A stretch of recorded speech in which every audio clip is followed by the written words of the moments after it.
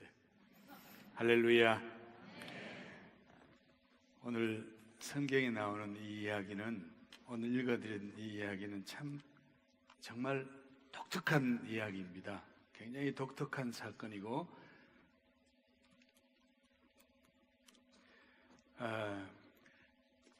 구약 시대 유명한 선지자인 엘리사 시대에 일어난 일이에요. 북쪽 아람 군대가 늘 하듯이 사마리아 성을 쳐들어옵니다. 이렇게 왔는데 사마리아 성이 문을 꼭 닫고 문을 열지 않으니까 이 아람 군대가 사마리아 성을 포위를 해요. 이렇게 포위를 해서 들어가지도 못하게 하고 나오지도 못하게 하고, 이렇게 해서 이 포위가 길어지면서 성중 안에 음식들이 다 떨어졌어요. 먹을 것도 없어지고 다 떨어졌어요. 이제 사마리아 아람 군대는 이런 것을 기다리는 거예요. 굶주리다가 항복하겠지. 근데 이 상황이 너무 길어지니까 어떤 상황이 벌어지는가 하니, 이거 열어야 돼. 자, 지금 우리가 읽어드린 7장 바로 전에 보면 6장에 이제 사건이 이어지는 거예요. 6장부터 시작이 되는데, 6장에 가면 어떤 내용이 나오는가 하니, 성중의 백성들이 너무 굶어서 먹을 것이 없어서 어떤 거래가 이루어지는가 하니, 당나귀 대가리 머리네. 머리에 대가리 하면 안 되는가? 당나귀 머리 하나에 은 80세겔, 은 80세겔이면 20은 22kg예요. 은 22kg면 그 당시에 요즘 말하는 쌀을 몇십 포대를 살 수 있는 돈이에요, 그게. 그 다음에는 비둘기 똥 4분의 1곽, 한 곽도 아니고 많은 4분의 1곽에 이게 이 5세겔이면 55g이에요. 자, 여러분, 당나귀는 사람이 먹는 고기가 아닙니다. 아프리카에 가면 당나귀가 있는데, 제가 말고기는 호주분들이 드신다는 말을 들었어요. 호주분들은 독특하죠. 근데 당나귀 고기는 먹는다는 말을 못 들었어요. 그 먹을 고기 아니에요. 생기기도 좀 그래 생겼고. 그런데 이 성중에 얼마나 배가 고팠으면 당나귀 고기를 다 잡아 먹고, 뭐 내장부터 다 먹고 나서 마지막 남은 대가리 그것도 거래가 되는데, 그 거래 비용이 참, 사람이 참 대단한, 이 와중에 물건을 파는 사람도 그렇고, 하여튼 이 당나귀 대가리 머리 하나에 이렇게 큰 돈을 주고 거래가 되고, 그 다음에 비둘기 똥이 뭐 때문에 양식 떨어진 사람들에게 필요할까요? 밭에 뿌리려고 그럴까? 아닌 것 같거든요. 모든 분들이 성경학자들이 해석을 하는데, 저는 해석하기를, 비둘기들은 밖으로 왔다 갔다 날잖아요. 그러면 가서 곡식을 많이 주워 먹고, 보면 새똥에 소화 안 된 곡식들이 있죠. 그거를 다 모아가지고 똥을 씻고, 그 다음 거기 남아있는 곡식 그거 모아서 먹으려고, 그것까지도 비둘기 똥 모아가지고 그것도 55g 은, 이런 상황이니 이거는 참. 근데 여러분, 그 다음 이야기 보면 더 참혹한, 성경에 딱 한 군데 나오는, 이건 정말 성경에 이런 내용이 있을까 싶을 정도로 어떤 일이 벌어진 거 아니에요. 여자 한 명이 왕에게 찾아와요. 와서, 왕이여, 너무너무 억울하대요. 뭐가 억울합니까? 뭐가 억울하냐? 그랬더니 너무너무 배가 고파서 내 친구하고 둘이가 약속하기를, 아마 살은 아들은 아닌 것 같아. 아무런 산 아들 잡았겠냐고. 아들이 배가 고파 죽었겠지. 그러니까 죽은 아들을, 오늘 네 아들을 먼저 삶아 먹자. 성경에 있는 그대로, 내가 지금 표현이 좀 그렇지만. 그러니까 이제 둘이 약속하고 자기 아들을 삶아 먹었어요. 같이 나눠 먹었어요. 그 다음에는 이번엔 네 아들 먹을 차례다 그랬어. 그런데 이 엄마가 차마 자기 아들을 먹을 수 없으니까 아들을 숨겨버렸어요. 그러니까 먼저 자기 아들을 먹은 엄마는 억울한 거예요. 왕이야, 너무 억울합니다. 저런 못된 사람이 있습니까? 같이 먹기로 해놓고 내 아들은 잡아먹었는데 제 아들은 숨겼다는 거예요. 여러분, 이게 지금 무슨 상황을 얘기하는 거 아니에요? 얼마나 상황이 어려웠으면 이런 일이 벌어질까요? 그걸 묘사하고 있는 거예요. 자, 그런데 성중에 있는 백성들은 그렇다 치지만, 성 밖에 있는 문둥이 거지들, 이 사람들은 상황이 훨씬 더 심각하지 않습니까? 그러니 이 거지들이 지금 다 죽어가고 있는 거예요. 죽어가는 중에 기다려도 동량 주는 사람도 없지. 그러니까 이제 죽는 거야. 근데 이제 이분들이 생각하기를 4명의 나병 환자들이 우리 결단하자. 2판 4판이다. 우리가 그냥 여기 있으면 어차피 죽는다. 계속 매일매일 굶어 죽어가니까 죽을 건데 여기서 그냥 죽을 것이냐? 아니면 성문을 열고 성 안으로 들어가 볼 것이냐? 성 안에 가봐야 성 안은 굶는데, 거기도 굶는데 우린데 무슨 줄 동량이 있겠느냐? 그것도 아니네. 그럼 마지막 옵션, 차라리 적군 아람 진영으로 가서 항복하자. 여러분, 군인도 아니고 동네에서 버림받은 나병 환자들이 항복한들 받아주겠냐고. 그렇지만 얼마나 급했든지 가서 항복한다고 하고, 만약에 적군들이 우리를 받아주면 좀 거기서 찌끄러기 얻어먹으면 되는 것이고, 우리 나병 환자들을 죽이면 빨리 죽고 좋잖아. 이래가지고 마지막 수단인 3번째 옵션을 가지고 적군에 가서 아람 진영에 갔어요.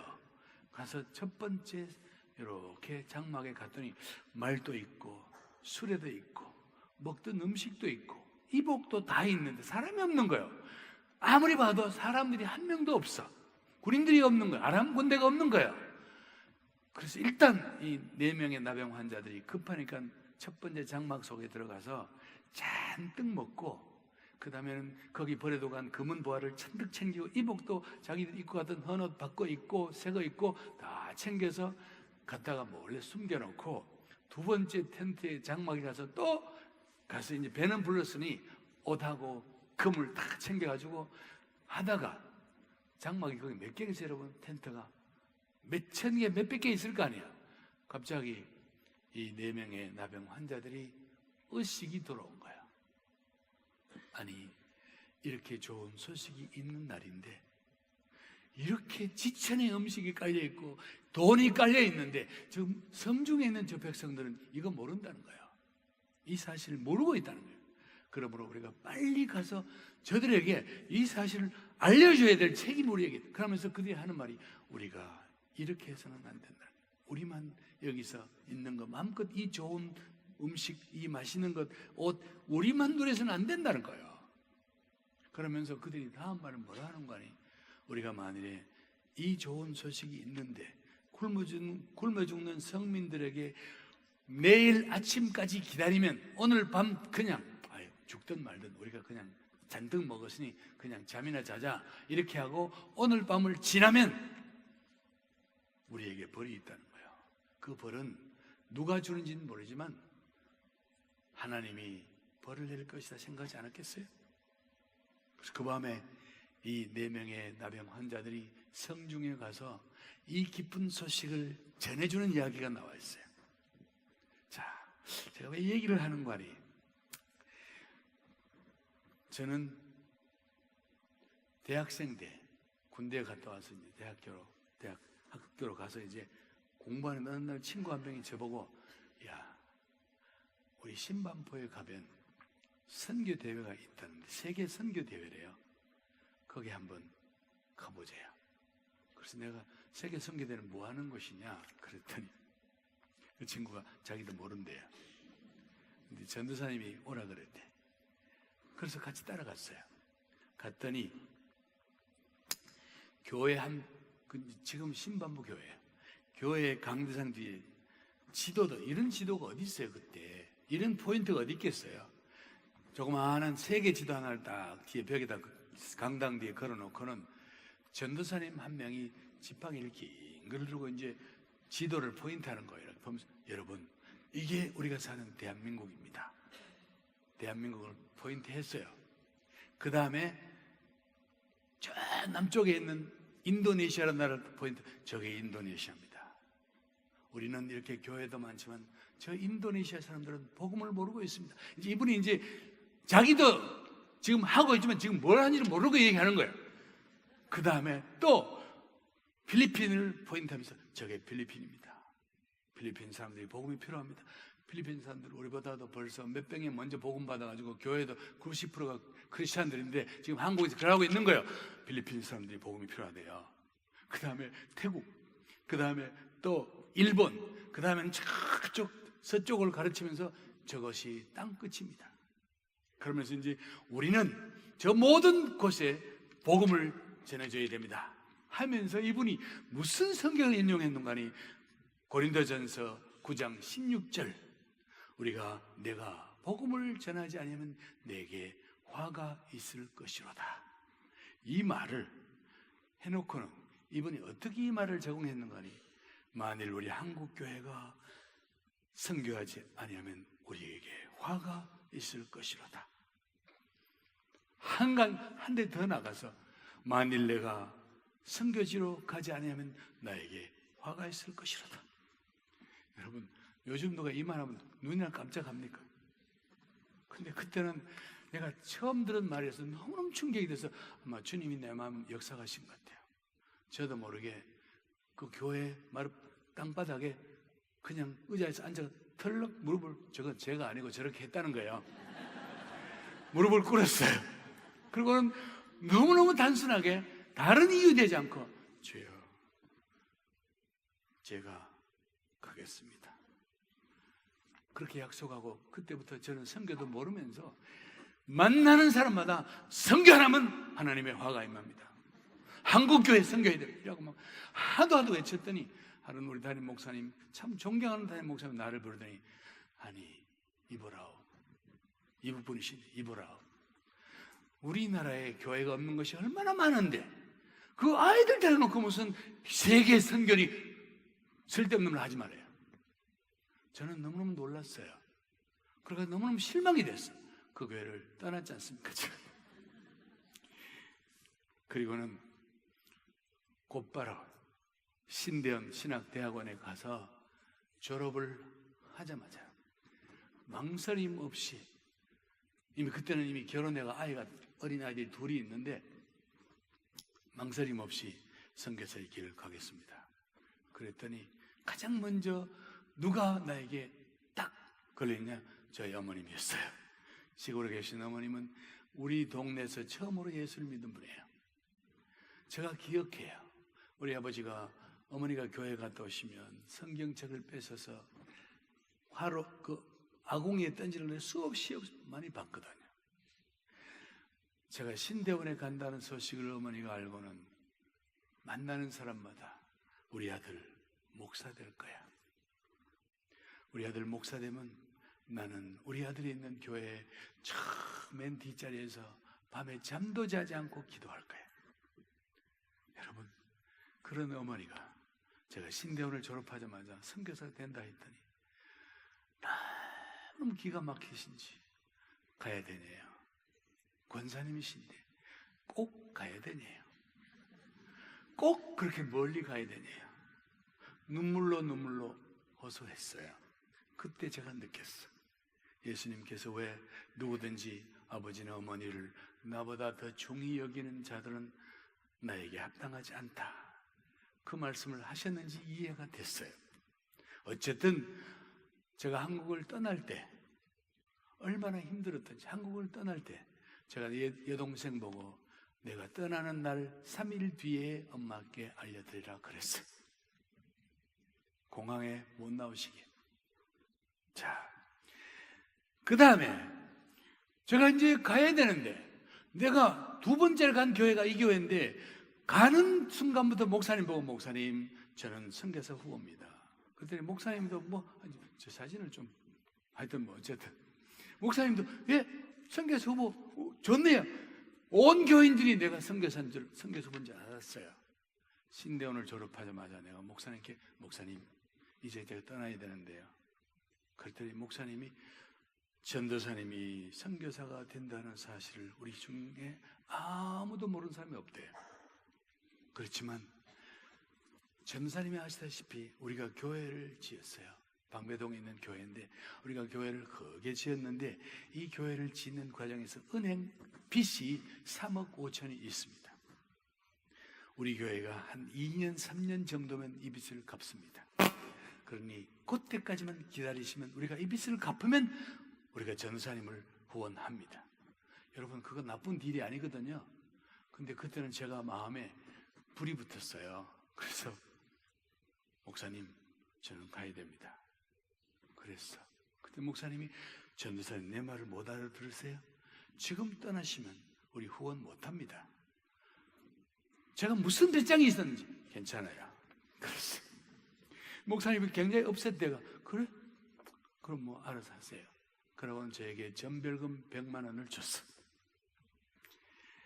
자, 저게 저희 가족입니다. 자, 이제 영국을 가야 되는데, 영국에 가야 되는데, 제가 있는 돈을 다 긁어 모아 보니까 한 400만 원 조금 넘었던 것 같아요. 제가 정확하게 기억 안 나는데, 왜 기억을 그렇게 하는 거니? 영국에 딱 가서 내가 남아있는 돈이 얼마인가 봤더니 미화로 미국 아메리칸 달러, 미국 돈으로 2,500불 가량이 남아있어요. 지금 내 가족이 가는데 후원 아무것도 없는 거예요. 한국에서. 무슨 배짱으로 가는지 몰라요. 그래서 영국에 가는데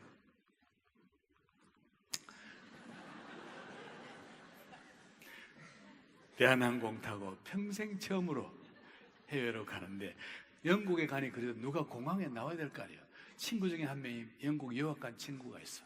전화했어요. 내가 간다니까, 너 공부하러 오냐? 그렇다고. 그랬더니 알았다가 언제 오냐고 알려줬어요. 가족이 히트로 공항에 탁 내렸어.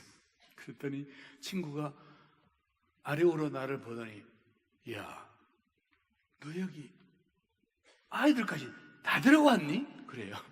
내가 그래. 그랬더니 너 충분히 돈 가져왔어? 그래.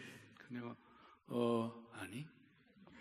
그랬더니 그러면 교회에서 후원, 뭐 가족 후원 많이 해준다 그랬어요. 아니. 그랬더니 이 친구가 머리를 탁 치면서, 너 미쳤구나. 너 어쩌려고 그러냐? 여기 영국이야. 너 아르바이트 못해 여기서. 아니, 어쩌려고 이렇게 왔냐요? 그랬더니 한숨을 푹푹 쉬더니, 어디 갈 거니? 그래서 어디 갈기? 내가 어디 갈? 몰라. 그래서 그때 이 친구가 나를 데리고 앞에서 탁 두드리면서 자기 집으로 끌고 가는데, 그 집이 웸블리 축구장 옆에 있는 알프턴이라는 인도 사람이 사는 동네예요. 거기 2층 집, 자기가 방 이렇게 하나 있고 옆에 붙어 있는 방인데, 우리를 가만히 보더니 기가 막혔던지 자기 침대를 우리에게 주면서, 너희가 여기 자거라. 그래, 자기는 옆방으로 갔어요. 자, 침대 하나를 줬는데 나는 평생에 침대를 잡은 적이 없어요. 그때까지. 침대 있다는 말은 들었지 침대가 사이즈가 뭔지도 모르고, 단지 이게 지금 봤더니 그 레귤러 사이즈야. 킹도 아니고 퀸도 아니고 이걸 하나 딱 줬는데, 이걸 바닥을 봤더니 히터도 없고 11월 달인데, 담요는 하나 가져간 게 밍크 담요를 한 거, 그걸 끌고 갔잖아. 그래가지고 이 침대를 놓고 내 가정에 가만히 들여다보다가 어떻게 했는가 하니, 이렇게 한번 잡아보자 하고는 누웠더니 너무 좁은 거야. 다 이렇게 옆으로 넣어도 너무 좁은 거야. 이불도 안 돼. 그래서 그 다음 날은 우리가 다른 방법을 써보자 하고는 이렇게 누웠어. 또 다리가 안 돼 이게. 그러니까 마지막으로 한 게, 이렇게 누워보자 하고는 이제 양쪽으로 누웠더니, 아니 누운 거는 좋은데 자다가 모시가 쿵 하고 떨어지는 거야. 그러더니 내가 발로 우리 둘째 딸을 발로 찬 거야. 그래가지고 아이가 자다가 놀래가 울면 내가 얼른 나가지고, 야야 아래쪽 인도 사람 이래가지고 침대에 놔놓고는 저는 잠이 안 오는 거야. 침대 옆에 무릎 꿇고, 하나님, 내가 가져온 돈이 벌써 계속 없어져 가는데 들어온 돈은 없고, 하나님, 나중에 내가 무슨 딜을 하는 거 아니? 주님 아시죠? 내가 선교사한 거 아시죠? 만약에 내가 여기에 있는데 돈이 없어서 선교사를 못 가면 저는 주님이 나를 부르시지 않은 줄 알겠습니다. 배짱이 생겼어요. 이 돈 떨어졌는데 내가 돈이 없어 여기 공부 못하면 나는 선교사 아니라고 생각하겠습니다. 여러분, 신실하신 하나님, 그 낯선 땅 영국에 3년 동안 모자람도 없이 남는 것도 없이 그 낯선 사람들, 그 영국 사람들, 인도 사람들, 심지어는 유태인까지 우리를 도왔어요. 그리고는 드디어 제가 속해 있는 웩선교회, 이 선교단체에 한국 사람으로 여기 소속이 됐어. 그랬더니 영국 본부장, 이제 영국 본부에 소속이 된 거죠. 영국 본부장이 저보고 당신은 인도네시아 간다고 들었는데 아프리카에 지금 급하게 일이 생겼으니 아프리카로 가면 어떠냐. 그래서 내가 아프리카는 생각 안 해봤습니다. 그랬더니 당신이 가서 한번, 그러면 가서 먼저 사전 답사를 해보래요. 그래서 가족을 영국에 두고 저 혼자 아프리카로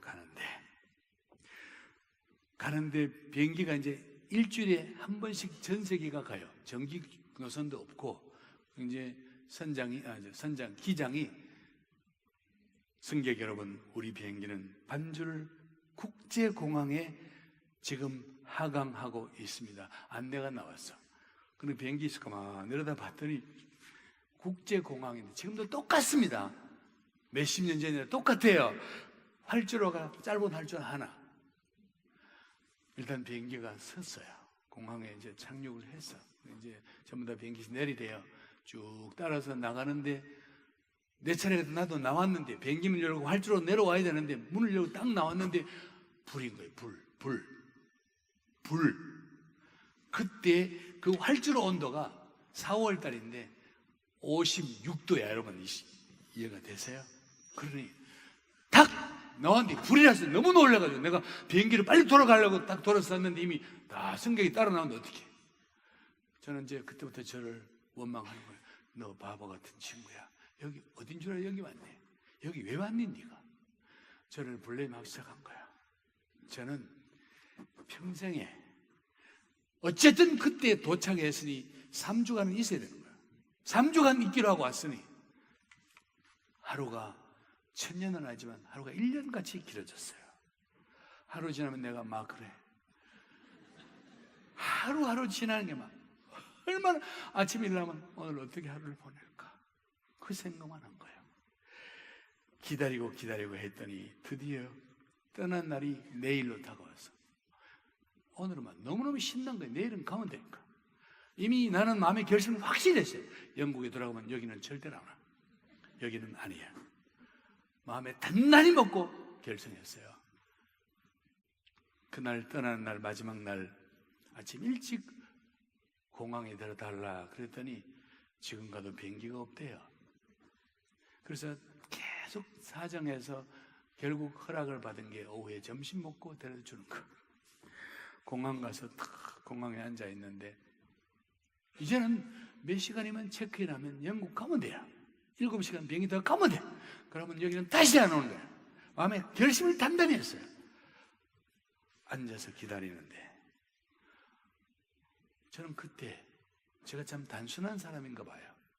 내가 처음에 헌신할 때도 그랬지만 그때도 주님께서 저에게, 야, 너 지금 여기 영국에서 non-stop direct 7시간 비행기 타고 왔는데 100년 전에 너희 나라에 왔던 선교사들, 바람 불고 파도 치는 태평양을 넉 달, 5달 동안 항해해서 와서 죽기까지 했는데 너는 7시간 비행기 타고 놓고.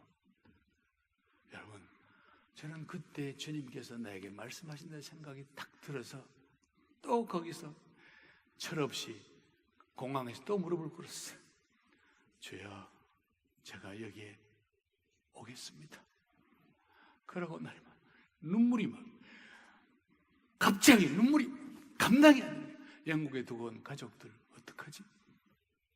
여기는 사람이 살 곳이 아닌데. 비행기를 탔는데 여러분 계속 신세 타령이 나는 거예요. 너는 왜 선교사 된다 그랬어? 네 친구들은 다 목사가 되고 한국에 다 있는데 너는 어쩌려고 이거 했냐? 영국까지 갔는데 제가 그렇게 길게 울어본 적이 기억이 안 나는 거예요. 영국에 다 갔더니 집사람하고 우리 딸들이 반가워서 아프리카 잘 갔다 왔어요. 아프리카 어땠어요? 제가 뭐라고 대답했게 여러분? 아프리카 좋더라. 안 더웠네요. 안 더웠어요? 그냥 괜찮았어. 우리 딸들은 막 신이 나가지고 아프리카 간다고 막 아무것도 모르고. 여러분, 그때부터 저는 우리 딸들을 밤에 잠자기 전에 나잇나잇 기도를 하는데 눈물이 거의 매번 오른 거예요. 너희들은 참 불행하다. 아빠를 잘못 만나가지고 너희 인생 꽃도 피지 못하고 죽을 텐데 얼마나 힘들었던지. 아프리카를 갔습니다. 가족이 갔는데 모기가 왜 우리 아이들을 그렇게 좋아하는지. 모기가 물린 곳마다 처음에 모기가 물리는 곳마다 골마 터지는 거야. 여기 자세히 보시면 우리 딸들 다, 두 딸들 다 이렇게 몸에 다 이렇게 저 블루라기 잉크 그 바른 흔적이 있잖아요. 죽는 것 당연한 거로 생각했습니다. 그런데 하나님의 은혜로 저 사람은 아프리카의 삶이 어땠느냐? 저게 저의 패션입니다. 밥 먹을 때도 저는 길을 갈 때도 옷을 벗어야 돼요. 저 아줌마 같이 갔던 한국 여자분 저분은 어떻게 바뀌었을까? 보십시오. 아프리카의 댄서로 바뀌었습니다. 아니, 그 사람이 저렇게 바뀐다는 게 상상이 되십니까? 우리 큰딸 저렇게 컸어요. 둘째 딸 이렇게 컸어요. 그리고 우리 셋째 딸, 저 셋째 딸 이렇게 컸어요. 죽을 줄 알고 갔어. 그런데 한 명도 죽지 않고 하나님이 아프리카에서 딸 하나를 더 주신 거예요. 자, 여러분, 우리가 가족이 다 말라리아 걸려 있을 때 현지인들이 와서 들여다보면서 자기들이 우는 거예요. 왜 여기 왔네요? 왜 여기 와서 이 고생하냐요? 여러분, 왜 그랬을까요, 여러분? 그런데 제가 지금 말씀드리고 싶은 것이 있어요. 그게 뭔고 아니? 제가 이렇게 나름대로 한국을 떠나가지고 죽으려고 하고 와기는 왔는데 안 죽고 살고 보니까 어떤 욕심이 생기는 거 아니? 내가 얼마나 힘들게 여기 왔는데. 좀 현지인들이 조금만 서운하게 하면 이것들이 말이야, 내가 이렇게까지 와서 이 고생, 아이들 데리고 이 고생하는데 계속 이런 마음이 생기는 거예요. 여러분, 제가 갖는 마음이 어떤 마음이 될까요? 고등학교에 가서 제가 할 수 있는 게 없잖아요. 고등학교에 가서 내가 음악을 가르치겠다 그랬어. 저는 음악도 몰라요. 도레미파, 기타 코드밖에 몰라. 몇 개. 근데 학교에 음악이 없거든요. 학교에서 오후 방과 후에 학생들 모으는 거 하래요. 그래서 아이들 한 60명 이렇게 모아놓고 100명 올 때도 있고 이렇게 이제 고등학생들 다 모아놓고 도레미파 가르치고 그 다음에는 가스펠 찬양하고 그 다음에는 우리가 시간 좀 남았으니 영어 좀 읽자 이라고는 영어 성경 읽었어요. 그런 어느 날 영어 성경 읽는데 그날따라 내가 예수님께서 바람 부는 파도를 걸어서 오셔가지고 두려워하는 제자들에게 파도와 바람을 잔잔케 하시는 그 이야기를 했어요. 그러면서 내가 물었어. 여러분, 왜 바람과 파도가 잔잔해졌을까요? 그랬더니 한 놈이 대답하기를 알라가 도왔대요. 알라신이 도왔다는 거죠. 그래서 거기 알라신이 도왔다는 말이 없는데, 그랬더니 다른 아이가 더 손들더니 아마 예수님이 알라께 기도했을 거래요. 그래서 내가 거기도 없는데, 그랬더니 다 멀끔히 쳐다보길래 내가 이야기해 줄까? 그랬더니 예. 그래서 제가 기회다 하고는 예수 그리스도가 하나님이시고 예수 그리스도는 우주를 만드신 창조주 하나님이시고 그까지 했는데 앞에 있는 한 30-40명 아이들이 벌떡 일어나더니 ridiculous, 쉽게 말하면 웃기고 앉아있네 이러고 밖으로 다 나가버린 거예요. 나가서 하늘을 향하여 손가락질하고. 제가 얼마나 놀랄게요. 처음에는 놀랐어요. 금방 그 다음에는 분노가 치밀어. 이놈들 봐라, 내가 한국에서 이까지 와서 이 고생하는데 내가 저희들에게 복음 전해주러 왔더니 이것들이 막. 여러분, 저 그때 내 속에 일어났던 그 분노는 제가 지금도 기억을 해요. 얼마나 실망이 됐든지. 그런데 오늘 만일 제가 소망이 없는 나병 환자 같은 내가 오늘 나의 노력이 아니라 예수 그리스도를 통하여 구원받아서 그 구원받은 은혜를 전달해 주러 간 사람이잖아요. 여러분, 지금 이 나병 환자들이 이 기쁜 소식을 전해주러 간 사람들이지 기쁜 소식을 만든 것은 아니잖아요. 그렇죠? 자기들이 본 것을 지금 얘기해 주러 간 거잖아. 나는 예수 그리스도가 이 땅에 오셔서 예수 그리스도의 구원을 그들에게 전달해 주러 간 것이지 나는 예수 그리스도의 복음이 아니에요. 나는 오늘 만일 이 나병 환자들이 평소에 가서 우리 좋은 소식이 있는데 줄까 말까? 너 평소에 우리 무시했지? 나병 환자라고. 그랬을까요, 여러분? 이 나병 환자들 기본적인 양심이 있었어요. 우리가 이래서는 안 된다. 이 기쁜 소식을 우리가 그냥 보고 그냥 알고 있는데 이거 우리만 간직해서는 안 되는 거다. 그래서 그들이 딜리버러, 전달자 역할을 한 거예요. 오늘 우리가 전달자라는 사실을 알면 내가 어떤 역경을 거쳐 아프리카에 왔을지라도 내가 의식되지 말아야지. 그렇죠? 보상 심리를 갖지 말아야지.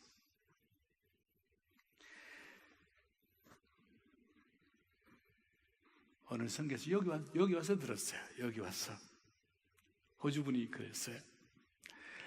자기 부모님이 선교사인데 인도네시아 선교사로 있는데 크리스마스 선물이 왔더래요. 호주에서.